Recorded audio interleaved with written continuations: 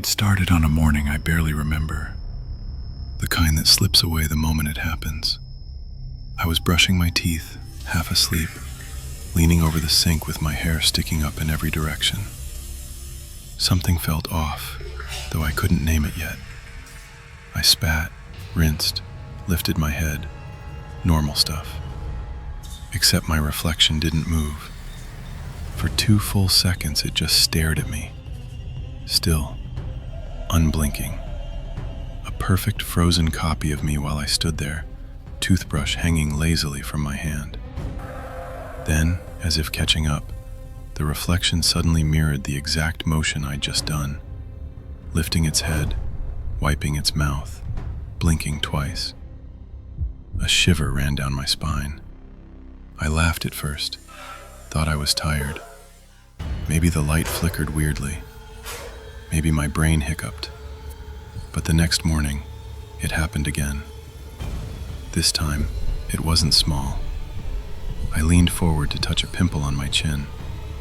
My reflection leaned forward 2 seconds later. My finger dropped from my chin. Its finger hovered there, still touching the spot my hand had already moved away from. My chest tightened. I waved my hand slowly. 1 Mississippi, 2 Mississippi. Then the reflection waved back. Perfect timing, perfect delay. I tested it for half an hour. Every movement I made, it repeated exactly 2 seconds later. Never faster, never slower, never wrong. By the 4th day, I stopped looking in mirrors at all. Each time I glanced at a reflection, my pulse jumped.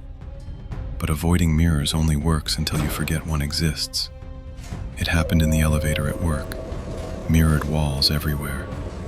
I stepped inside, checking my phone, and accidentally looked up. There I was, but not with me. 2 seconds passed. Then it moved, slow, dragging, lifting its arm in a stiff arc to match the position I'd been standing in moments earlier. My knees almost buckled. The reflection lingered, staring directly at me, coldly, like it finally realized I was real. That night, I covered the mirror in my bathroom with a towel, then another, then duct tape. I didn't trust the towels to stay in place. At 3:17 a.m., I woke up sweating. I heard something, a soft, dull thump, then another, and another. There's a sound mirrors shouldn't make. I followed it to the bathroom. My heart hammered. The next morning, the duct tape had peeled away and fallen to the floor. The mirror was uncovered. My reflection wasn't standing where it should be. I was at the doorway. It was in front of the sink, too close to the glass. Its face inches from the surface, fogging it with breath I couldn't see. I stepped back instinctively. 2 seconds later, it stepped back too, but not into the same posture I was in. It stepped into the posture I had been in 2 seconds before. A perfect delay. The delay was still there, but something else had changed.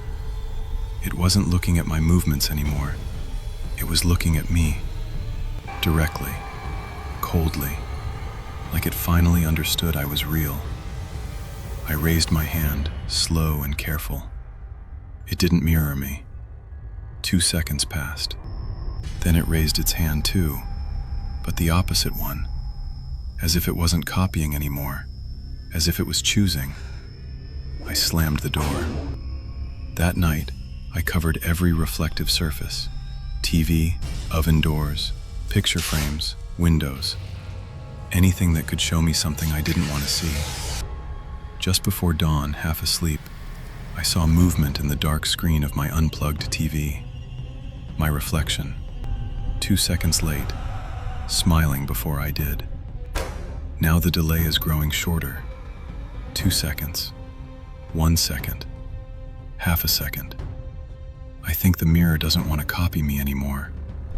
I think it wants to catch up. And when it does, I don't think I'll be the one left on this side of the glass. Subscribe to Ifs Horror before the next reflection decides to move on its own.